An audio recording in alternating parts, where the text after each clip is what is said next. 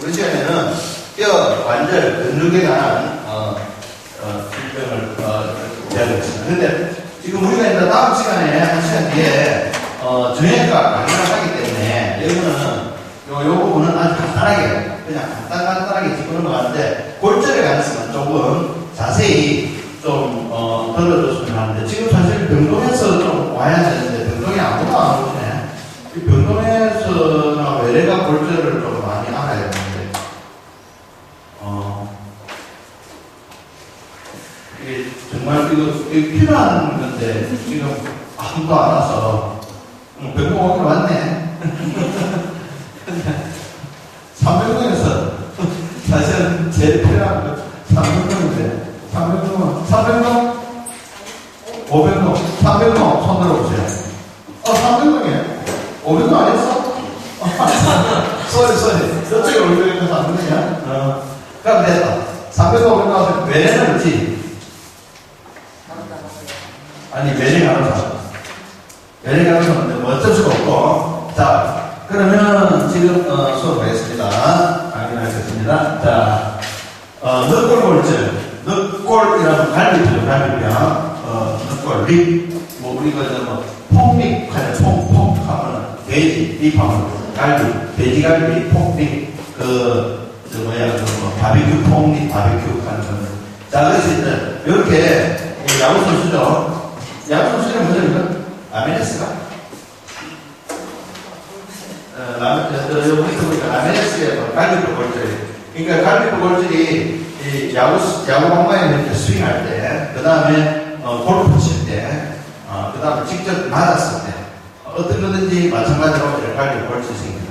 골절은 여러 가지 형태로 생길 수 있는데, 자, 그래서 늑골 골절이 대부분 자연적으로 치유가 되는 이유, 실제로 늑골 골절은 그렇게 위험하지 않습니다.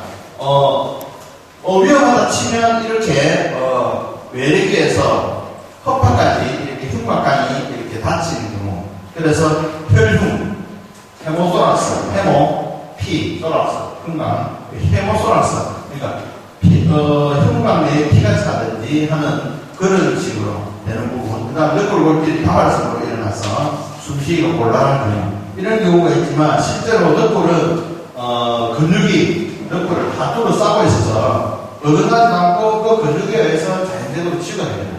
하지만 늑골 골절은 엑스레이상으로 발견되기 힘든 경우가 많습니다. 그래서 대부분 경우 엑스레이를 찍을 때 AP 라테랄 뷰, 그러니까 전후면과 측면뷰를 찍지 않고 늑골은 찍을 때는 이렇게 오블큐까지 찍죠. 그래서 립 시리즈를 찍으면 이렇게 세 카트, 한 카트, 두 카트, 세 카트 이런 식으로 찍습니다. 그리고 앞쪽에는 여기는 흉골인데 그 다음에 갈비뼈의 흉골 사이에 이게 카틀리지거든요. 이 색깔하고 여기 있는 이 부분은 카틀리지가. 자, 카틀리지가 다치면 연골이 다치면 엑스레이상으로 평안하지도 않아요. 그리고 카틀리지와 코스터 카틀리지, 그러니까 이 뼈와 카틀리지 연결 부위에 여기도 다쳐도 또 평안하지 않죠. 자, 그러니까 이런 경우에는 부러져도 알 수가 없죠. 단지 흉통만 좀 심하게 나는 겁니다. 그렇지만 대부분의 늑골 골절은 그냥 또 맞습니다. 근데 우리가 이제 요즘 보험이 많이 되기 때문에 진단적인 문제가 필요합니다. 진단적인 문제. 그럼 진단적인 문제가 필요하면 엑스레이 찍어서 진단이 되면 되지만 안 된다면 셰스트 CT를 찍어서 늑골 골절을 진단하게 됩니다. 그래서 일반 엑스레이로 진단이 안 된다 하면은 많이 아픈데 안 된다면 셰스트 CT를 찍어보도록 원하는 게 늑골 골절의 중요한 포인트이죠. 자, 그래서 지금 보면 혈육, 그 다음에 기흉, 기흉은 유모소락스라고 해서 아주 공개해서 하는 거죠. 허파와 흉곽관 사이에 여기 적혀놨죠. 여기에 피나 몽기가 있습니다. 자, 이렇게 되는 거고. 그 다음 보정 방법은 우리가 이제 체스트밴드죠. 바스트 밴드라고 하는데, 보통 우리 목대를 쓸까 합니다. 그래서 이제 이렇게 보정을 하면 뭐 움직이거나 기침할 때 통증이 들어가기 때문에 이렇게 이제 고정을 해서 됩니다. 근데 뭐 그냥 진통제 먹고 그냥 견디는 수밖에 없다. 자, 그러면 우리가 골절에 대해서 배워볼까? 골절이란 뭐냐? 보통 이제 우리가 이제 밖에 가면 그러죠. 일반 사람들은 뭐 금이 갔을까 부러졌을까 이랍니다. 근데 금이 갔다는 말은 실제로 부러진 거예요. 우리가 뼈의 연속성이 소실되는 걸 모두 다 골절이라고 합니다. 그러면은 우리가 골절이 완전 골절과 불완전 골절이 있습니다. 뭐냐면 완전 골절은 뼈 위에와 밑에가 이 완전히 연속성이 소실됩니다. 그럼 불완전 골절은 되겠죠. 일부는 풀어졌지만 일부는 연결되어 있죠. 자, 그러면 그게 불완전 골절이다. complete fracture, incomplete. 근데 불완전 골절, 완전 골절 이렇게 구분하지는 않아요. 그냥 골절이 똑같이 골절입니다. 자, 그 다음에 또 한 가지 금이 가느냐 부러졌느냐 하는 건 뭐냐면 사실은 전이가 되었느냐 전이가 안 되느냐 비전이 골절이냐 전이 골절. 전이 골절은 부러져서 어긋난 걸 말합니다. 그죠? 부러져서 어긋난 위치가 서로 틀어지거든요. 그 다음 부러졌는데 그대로 잘 있는 거. 그걸 보통 일반 사람들은 금이 갔다고 그러죠. 근데 그것도 골절이죠. 치료는 똑같습니다.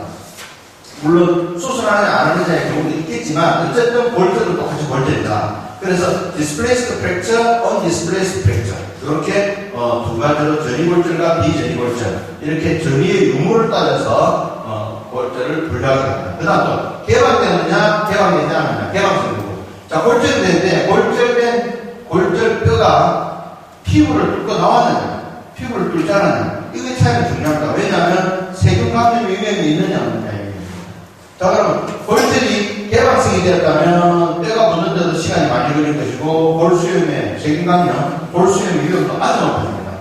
그렇기 때문에 개방성 골절은 적극적으로 조치를 빨리 취해주고 수술 방법은 다른 방법 해야 되고 개방성 골절은 수술 방법이 폐쇄성 골절하고 좀 다릅니다.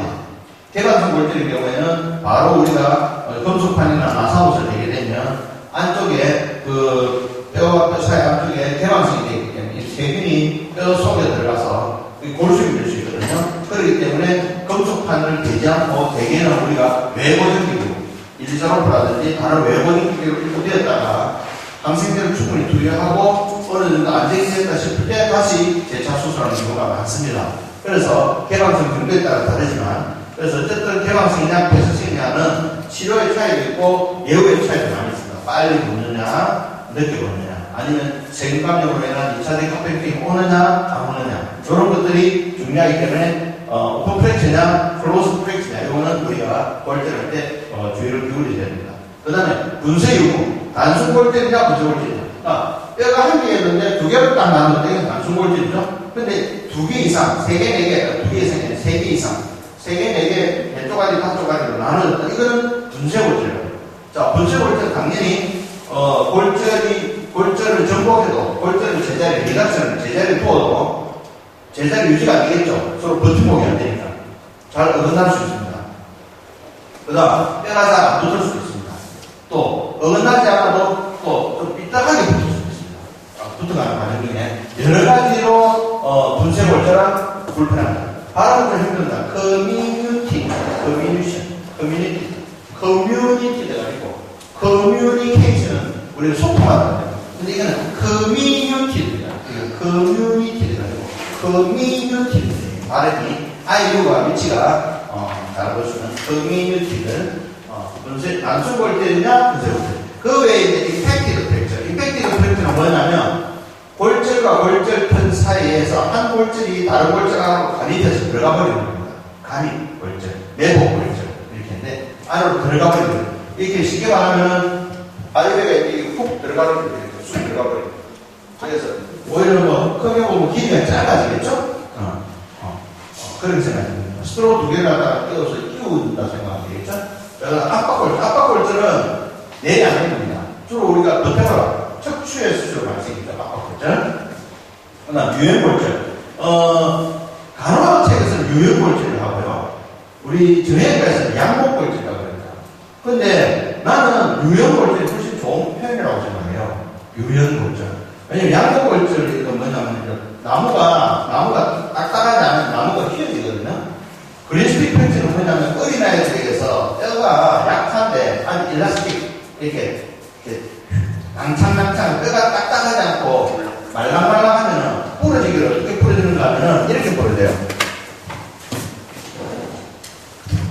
자, 우리가 그냥 일반적인 뼈는 이렇게 압박을 주고 이렇게 압박을 주고 이렇게 압박을 주고 어떻게 되십니까? 이렇게 부러지거든요. 그죠? 그런데 아이들 어떻게 부러지는가 하면 이렇게 부러져요. 뼈만 보여주고, 이건 안 보여줘요. 그러니까 말랑말랑하니까. 이렇게 보여줍니다. 자, 그래서 이제 이것은, 그래서 일종의, 인컴플리트 브레이크죠. 불안정 골절입니다. 일종의 불안정 골절이지만, 아이들에게서 뼈가 아주 말랑말랑한, 엘라스틱한 애들은 뼈가 이렇게 쫙 갈라지면서, 요 부분이 이렇게 좀 이렇게 갈라지겠죠. 이렇게 갈라지면서, 이렇게 딱 보여줍니다. 그래서 양목골절이라고 그러는데, 정형외과적으로 해서는 양목골절이라고 하는데, 간호학에서는 유형골절이라고 하는데, 나는 유형골절이라는 말이 표현이 훨씬 더 좋다고 생각합니다. 그래서 유형골절이라고 했습니다. 그 다음 스트레스 프랙처. 스트레스 프랙처는 골절이 생길 만큼 아주 강한 자극이 아닌데도 불구하고, 그 약한 자극을 오랫동안 지속적으로 톡톡톡톡톡톡톡톡 두드리면 또 부러집니다. 그게 이제 스트레스 프랙처입니다. 근데 실제로, 우리가 피로골절과 스트레스 골절에 차이가 있어요. 피로골절과 스트레스 골절. 자, 이거는 사실은 두 개를 갖다가 그렇게 구분해서 쓰지는 않아요. 사실은. 근데 피로골절과 스트레스 골절은 다릅니다. 자, 피로골절과 스트레스 골절.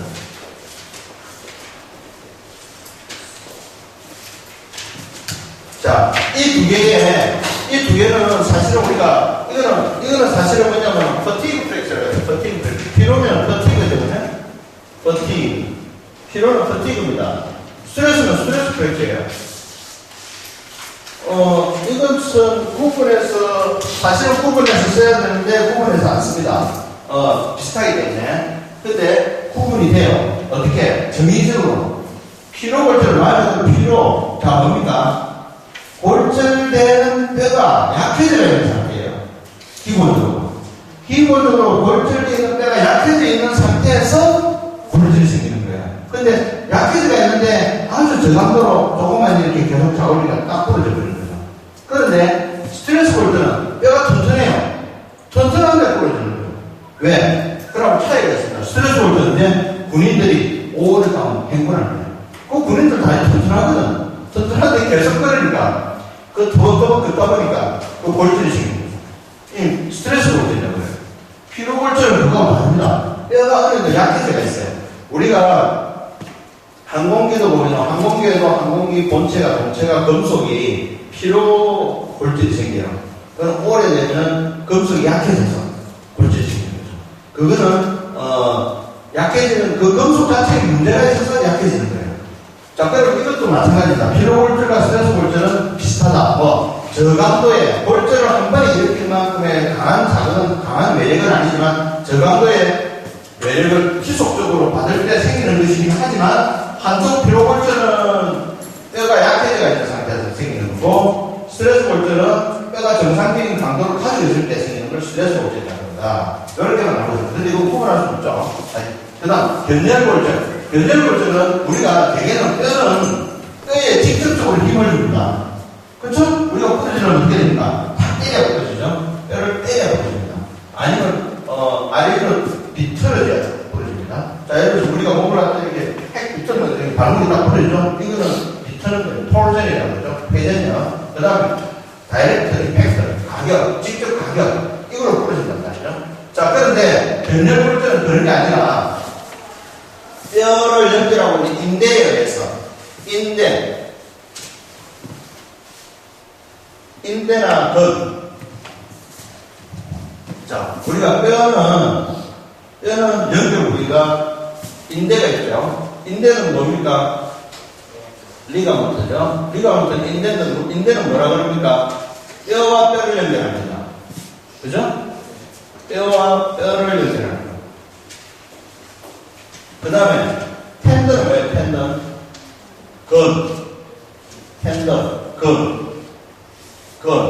근은 뼈와 근육을 연결합니다. 이걸 구분할 수 있어야 됩니다. 자, 그러면은 리가먼트는 우리가 안정성을 부여해주죠. 안정성. 뼈를 갖다 위에 뼈 밑에 뼈 사이에 관절을 갖다 튼튼하게 잡아주는 역할이 리가먼트예요. 안정성. 텐던은 뭐예요? 안정성을 그리고 가동성, 운동성을 부여해줍니다. 힘줄이니까 근육이 수축하면 근육이 수축했을 때 힘줄이 텐던이죠. 힘줄이 떨어져서 뼈가 움직입니다. 그래서 손가락 움직이죠. 왜? 이를 근육이 수축하면은 근육이 뼈에 바로 붙지 않고 힘줄, 텐던을 통해서 뼈에 붙어서 텐던은 길이가 늘어났다 줄어났다 하지 않거든요. 근육이 수축하면은 힘줄은 그냥 땡기는 역할을 해서 뼈가 이렇게 구부러지죠. 자, 그러면 우리가 리가먼트로 인해서 견열골절 생기는 게 주로 어디냐면은, 앵클 쪽에 라테랄 말레올라 벨트나 메디얼 말레올라 벨트 때 우리가 발목을 삘 때, 발목을 삐면 어떻게 되죠? 자,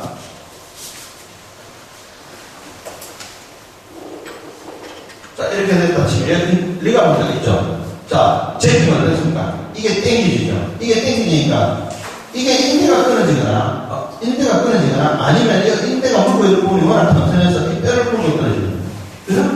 자, 그러면은 이제 이렇게 확 젖혀버리면은 인대가 끊어지지 않고 인대와 뼈가 연결이 잘 이게 튼튼하면은 여기가 다 끊어지는 거죠. 그래서 뼈를 물고 인대가 끊어지는 이걸 어벌전 프랙처, 견열골절이라고 합니다.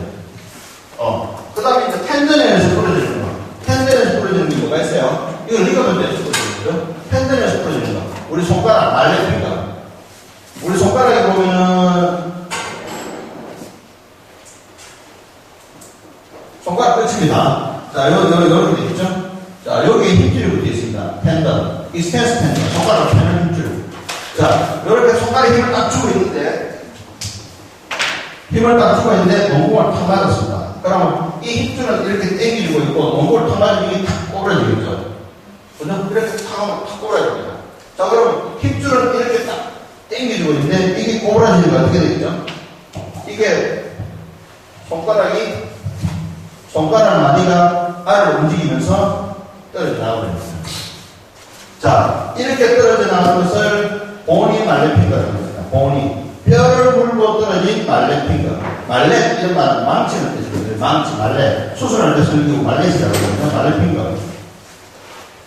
해머, 말렛은 작은 거, 해머는 큰 거. 근데 이제, 만약에 힘줄을 물고 떨어지니까, 이거는 드라이 말레핑거. 자, 드라이 말레핑거란 말은 뭐냐면, 보니 말레핑거는 키가 나오지만, 드라이 말레핑거 키가 나온단 말이에요. 그래서 드라이 말레핑거라는 거예요. 자, 그러면, 힘줄을 물고 떨어지는 힘줄이 끊어지는 경우가 있고, 뼈를 물고 떨어진다는 말이죠. 자, 이렇게 떨어지면은, 사실 수술하기는 보니 말레핑거가 훨씬 좋아요. 뼈가 있어서 뼈를 보존하게 되거든요. 근데 힘줄을 하면 힘줄을 뼈에 연결시키기 쉽지가 않아서 힘들어요. 어쨌든, 이거는 힘줄, 텐던에 의해서 물고 떨어지는 골절. 리가먼트에서 물고 떨어지는 골절. 알겠죠? 자, 어쨌든 간에 직접 뼈가 부러지는 게 아니라 힘줄이나 리가먼트, 인대에 의해서 힘이 잘 쏟아졌을 때 뼈를 물고 떨어지는 거. 그게 견열골절이라고 합니다. 아시겠죠? 자, 그런데 우리가 더 복잡한 골절들은 많이 있는데, 요 정도만 알면 됩니다. 자, 완전 골절, 불완전 골절 돼 있죠? 골절이라는 것은 뼈의 연속성이 소실된 거다. 금갔다는 것은 없다. 모든 골절이다. 그 다음에, undisplaced, displaced. 전이가 되느냐, 안 되느냐. 전이가 안 되면 우리가 보통, 금갔다라고 이야기를 하지만 실제로는 그것이 바로 골절이다. displaced, 그건 전이가 됩니다. 그 다음에, 오픈이냐, 클로즈냐. 자, 오픈과 클로즈는 치료 방법도 다르고 예후가 다르다. 그래서 치료 방법과 예후가 다르기 때문에 반드시 확인해야 된다. 다음 단순 분쇄골절은 환자한테 설명해줘야 됩니다. 당신은 분쇄골절이기 때문에 예후가 안 들어올 수 있습니다. 어제 수술했던 스카포이드도 엑스레이 보니까 분쇄상 골절이었는데, 그러니까 고정을 하면은 또 엑스레이 찍고 또 마음에 안 들고 마음에 안 들고 한 4조각이 나는 거예요. 4조각이. 엑스레이를 보니까.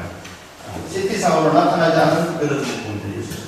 자, 그 다음에, 임팩티드 프랙처. 임팩티드 프랙처는 한 뼈의 골절편이 다른 뼈의 골절편 안으로 감이되어 들어가는 것. 그것을 임팩티드 프랙처라고 합니다. 그 다음 컴프레스 프랙처는 바로 압박 골절, 뼈가 할 때 우리가 저도 많이 생깁니다. 유혈 프랙처는 양목 골절이라고 그러는데, 어린아이들한테 뼈가 완전히 나쁘지 않고 휘어지면서 뼈가 일부 부러집니다. 불안전 골절을 해서 휘어지는 것. 그것이 유혈 골절, 그린스틱 프랙처라고 합니다. 그 다음 스트레스 프랙처는 우리가, 버티고 프랙처하고 구분을 해야 된다. 그렇지만 대개로 구분하지 않는다. 그건 저강도 한 번에 생기지 않는다. 이것은 계속 자극이 지속적으로 여러 번 반복되어서 생기는 골절이다.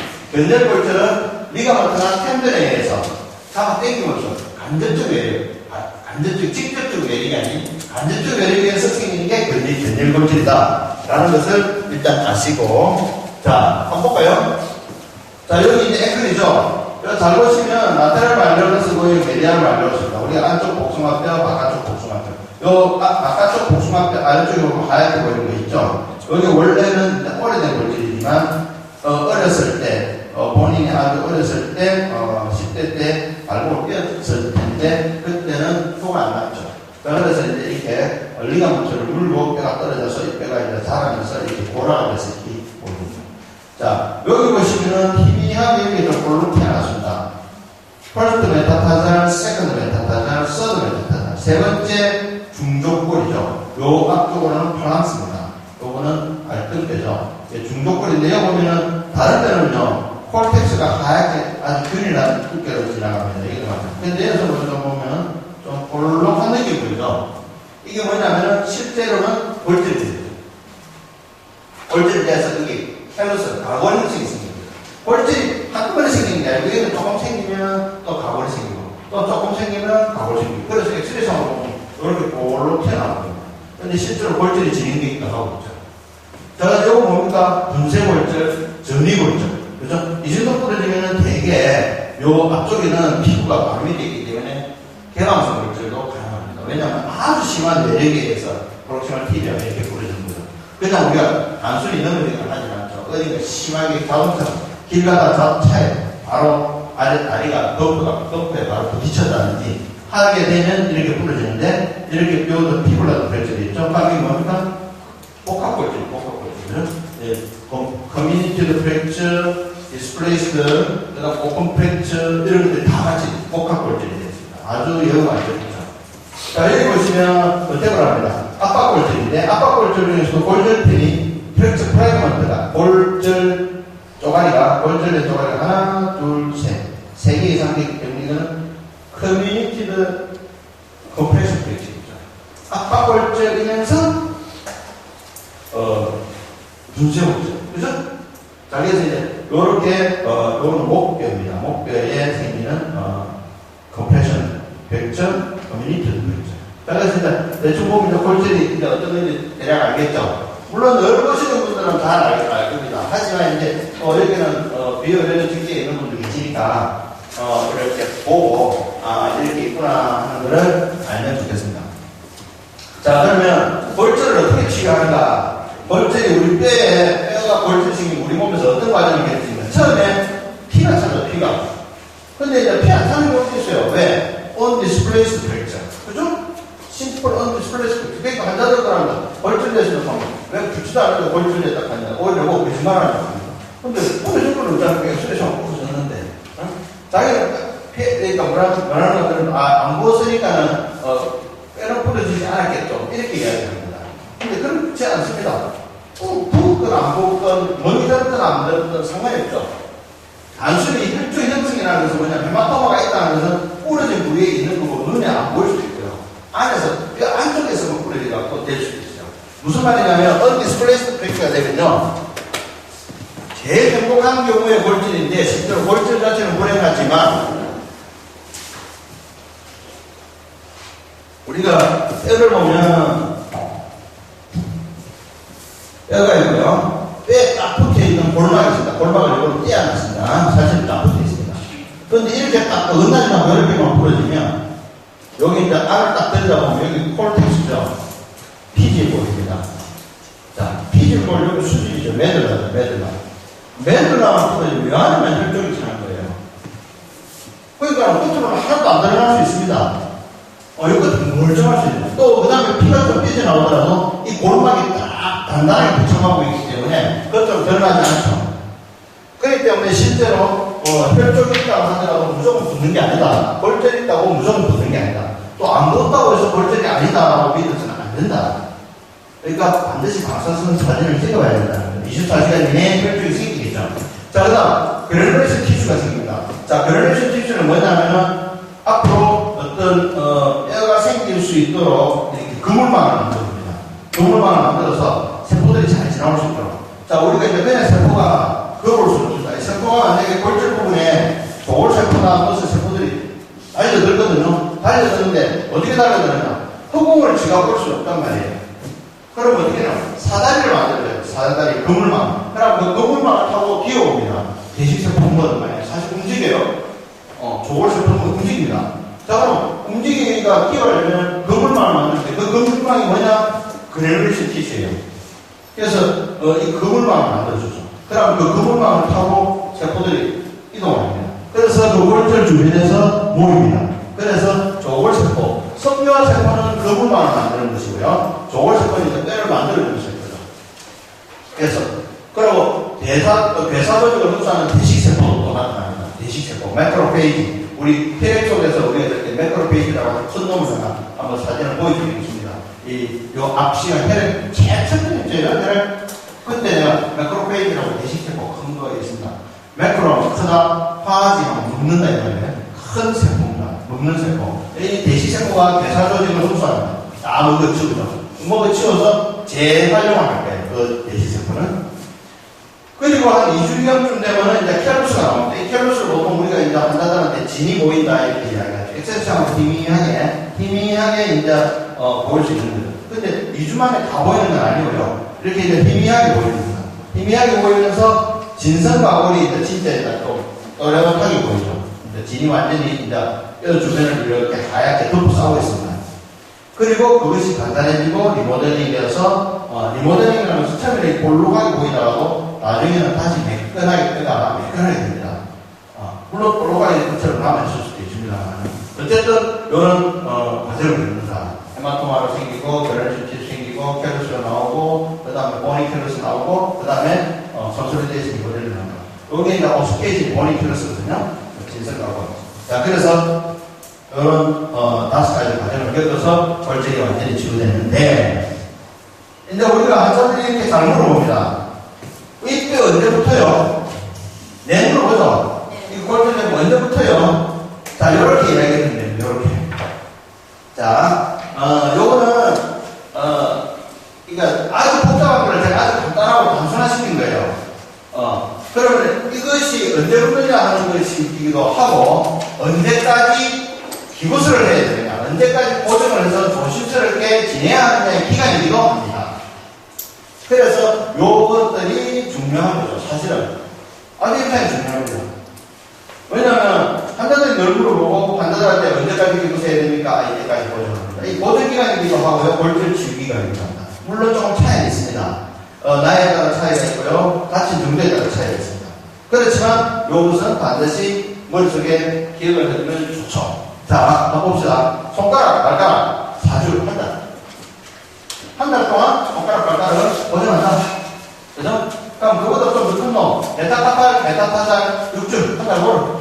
그죠? 그리고 파팔로는 메타카팔하고 손목이죠? 그 다음에 발목이 뭡니까? 말리우스. 발목에 있는 그 복사뼈, 복숭아뼈, 손목하고 발목 복숭아뼈는 똑같이 6주다. 그죠? 그러면 이제 끝에서부터 좀, 뼈가 자라기가 빨리 오는 거죠. 손가락, 발가락, 4주. 그 다음에 메타카팔, 메타타잘, 카팔도, 말리우스, 6주.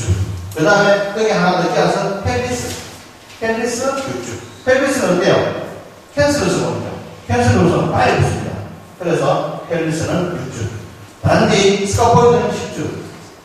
스카포이드는 이게 베슬이 아주 취약합니다. 그래서 난지면도 많이 오고요. 아바스쿨라 네크로시스 무혈질 교사도 잘 오고요. 그리고 손목에서 아주 가동성이 중요한 뼈이기 때문에 이 뼈가 제대로 안 되면 나중에 손목 움직임이 아주 불편한 겁니다. 그래서 요거는 10주 동안 보정됩니다. 그래서 10주 따라해놨습니다. 자, 그 다음에 6주, 한 달 걸으면서 한 2달 정도 조금 넘도록 보정하는 것. 프록시멀 뉴메르스도 캔슬로스가 많죠. 콜텍스 배우고. 콜텍스 운동 보면 좀 시간이 많이 걸려요. 콜텍스 두꺼운 데가 시간이 많이 걸려요. 근데 콜텍스 두꺼운 데가 되게 어때요? 체중을 지탱하는 데예요. 자, 대충 알겠죠? 체중을 지탱하는 데는 피질골이 두껍습니다. 피질골이 두꺼우면 오랫동안에 골절이 진행됩니다. 자, 그러면, 자, 체중이 안 되는 곳, 손가락, 손목, 발목이지만, 말로스는 캔슬로스. 콜텍스도 캔슬로스이 많죠? 자, 이런 데는 6주. 프록시멀 뉴메르스도 실제로는 캔슬로스만 많습니다. 프록시멀 티비아도 마찬가지죠? 자, 우리가 이렇게 생각하면 됩니다. 대개 8구도 제가 설명이 드렸던가요? 저 위에서부터 숄더는 앞쪽으로 많이 빠져요. 엘보는 뒤쪽으로 많이 빠집니다. 그럼 손목은 어떻게? 앞쪽으로 빠야 되겠죠? 그러면 힙은 뒤쪽으로 빠지고요. 니는 앞쪽으로 빠지고요. 이렇게 됩니다. 앞뒤, 앞뒤, 앞뒤, 앞뒤. 자, 그 다음에, 휴메루스하고 TB하고 같은 게 많아요. 휴메루스와 TB하고 같습니다. 자, 그럼 어때요? 여기서 프로시말 휴메루스와 프로시말 TB하고 같이 6분의 10주입니다. 그렇죠? 그 다음 클래비컬 6분의 10주. 그래서 보통 클래비컬 하면은 8주간 8자분대 하죠? 8주간 8자분대. 8주간 8자분대. 자, 그러면 두자. 그죠? 그걸 외우면 됩니다. 뼈가 좀 덜 붙었다 싶으면, 이제 좀 합시다. 빨리 붙었으면, 빨리 붙고 싶다, 막 나대고, 빨리 째작 하면, 사람은 혹시 위험할지는 모르지만 일단 풀어줄게요. 이렇게. 그거를 내가 알아서 해야 돼요. 그래서 이제 2달까지가 이 정도입니다. 자, 그런데 2달이 좀 살짝 연락하는 데가 요겁니다. 자, 보세요. 키로 들어갔던. 여기도 사실 체중을 많이 하지만, 펜슬러스 본이 많죠. 근데 피부 드롭파트는 사실은 펜슬러스 본이 많지만, 나이가 들은 사람들은 주로 많이 생기고요. 젊은 사람들은 아주 심한 외력에서 부러지기 때문에, 실제로 한 3개월까지 가는 게 대부분이에요. 그 다음 휴메루스 샤프트 레디우스 굴라 같은 경우는 3개월까지 갑니다. 레디우스 굴라는 작지만, 펜슬러스 본보다는 폴티가 본이 많아서 뼈가 붙는데 시간이 많이 걸립니다. 그 다음 3개월 이상 가는 거는 나머지. 됐죠? 자, 그러면 피부 샤프트 브레이크 됐다. 언제까지 붙나요? 3개월 붙습니다. T가 샤프트 브레이크는 언제까지 가나요? 3개월 붙습니다. 자, 3개월 동안에 최근 3개월 동안에 뼈가 붙어가는 진행 속도가 보이지 않는다. 이러면 지연율압이나 분류압이라고 진단을 해거든요. 3개월. 그러면 3개월. 일단 칼카니우스는 3개월. 이건 안에 뼈가 텅떠서 3개월입니다. 사실 캔슬러스 본이 많지만. 자, 그래서 요렇게 외워주시면 바르죠. 근데 칼카니우스 같은 경우는 실제로 빨리 움직임만 들리지 않으면 우리가 웨이트 브레이크한테 크게 문제가 없다면 한 2주나 6주만 지나다 보면 움직일 수 있겠죠. 움직이는 도움이 됩니다. 됐죠? 자, 골절 치유기간, 보정기간이기도 하고 골절이 뼈가 완전히 다 붙는 기간입니다. 자, 우리가 그러면 쇠를 언제 뽑나요? 일단 뼈가 다 붙어야 되겠죠? 안 뽑아도 되는 쇠는 따로 정의되어 있습니다만 웬만한 쇠는 다 뽑습니다. 일단 쇠는 뼈가 다 붙어야 되고, 두 번째 적어도 6개월, 9개월 내지 12개월 지나야 됩니다. 뭐냐면은 컨솔리데이션 리모델링, 아까 이야기했죠? 골절의 치유 과정 중에 어시피케이션 다음에 컨솔리데이션 리모델링 있잖아요. 요게 완전히 끝내려면 6개월이 지나야 돼요. 그럼 골절이 3개월 정도 골절 유압 여기까지 보라 되고 나서 컨솔리데이션 리모델링, 그러면 어떻게 6개월 내지 9개월 지나야 돼요. 그러니까 3개월에 6개월이니까 9개월 지나야 되죠. 그러니까 9개월 내지 1년 지나야지 되게 쇠를 뽑습니다. 그렇지만 꼭 그거는 쇠는 그때그때마다 다르지만 일단 그렇게 생각하시면 됩니다. 9개월에서 12개월 지나야 된다. 이거 이제 그 다음 뭐예요? 그러네. 자, 그러면 이제 보행 보조기. 자, 여러분들이 환자들이 어떻게 보행을 하느냐를 가르쳐 줘야 됩니다. 제만 가르쳐 줄 수가 없거든요. 자, 4전 보행, 3전 보행, 2전 보행. 지팡이 보행기. 자, 지팡이는 알겠죠? 지팡이는 보면, 체중을 지탱한다, 발꿈치가 펴져야 한다 하니까, 우리가 이렇게 지금 틀렸죠? 이렇게 완전히 다 펴져야 돼요. 높이가 잘못된 거예요. 실제로는. 그러니까, 이걸 낮춰서, 딱 서면 이렇게 완전히 딱, 이렇게 발꿈치가 다 펴져야 돼요. 이렇게 돼요. 체중을 줄 때 발꿈치가 다 펴져야 돼요. 물론 이걸 때는 구부려 줍니다. 하지만 체중이 줄 때는 발꿈치가 다 펴져야 돼요. 이래야 체중 확실히 지죠. 그죠? 그러면 지금 이거 어머니 건데, 어머니가 내보다 키가 크지도 않은데, 이거 잘못하고 있는 거죠. 그래서 이거 지팡이 됐죠? 지팡이 케인. 그 다음에 워커.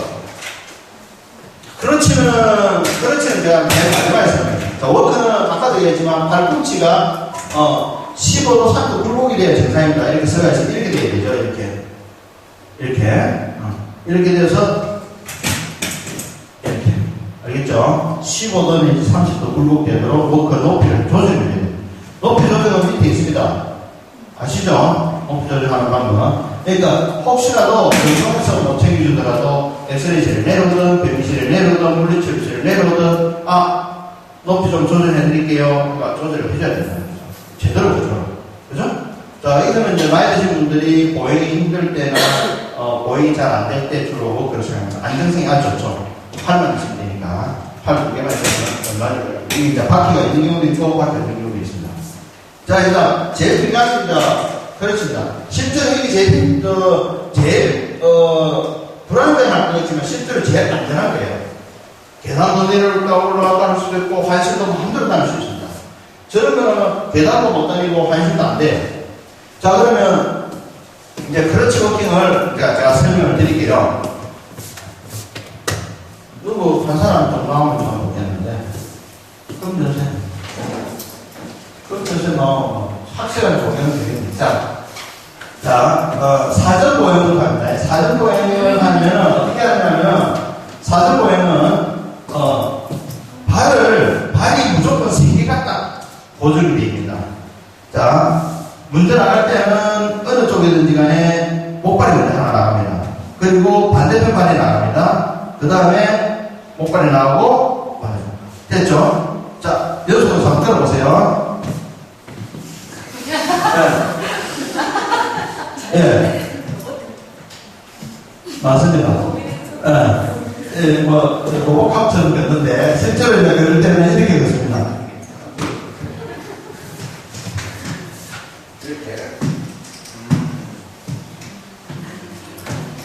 이렇게 그려요. 알겠죠? 그럴 때 이렇게 그려야 됩니다. 이렇게 그러면 아주 편하죠? 알겠죠? 자, 이렇게 그리는 연습을 시키려야 됩니다. 이게 사전보행입니다. 사전보행은 배우기는 힘듭니다. 방금 나는 늘 하니까 처음에 하는 겁니다. 금전적으로 잘할 수 있지만 여러분들한테 딱딱 한 동작 한 달 끌어서 보여드리니까 그렇지만 실제로 레슨을 힘듭니다. 안 좋고 시키면 잘 안 돼요. 손발이 같이 나옵니다. 이렇게. 자, 근데 이제 몸 다니기도 하고 2전 보행입니다. 자, 그 다음에 3등 보행을 해야 됩니다. 3등 보행은 대개 우리가 넌웨이트 베이링 할 때 한쪽 다리를 들고 꼼짝하지 못할 때 하는 겁니다. 자, 한쪽 다리 들고 3등 보행하면 목발이 먼저 2개 나오고 힘을 집행해서 뒷발을 당겨줍니다. 예, 그렇게. 다음 더. 예, 좋습니다. 아주 잘합니다. 예, 그렇게 해서 3등 보행을 하는데 3등 보행이 알았죠? 이거는 넌웨이트 베이링 한쪽 다리를 들이면 안 될 때, 다리를 좀 들고 있을 때, 체중을 주면 안 될 때. 그 다음에 이전 보행은 우리가 그냥 걷는 거하고 똑같습니다. 아까 제가 이야기처럼 요렇게 나갑니다. 자, 한번 해봅시다. 자, 그렇죠. 예.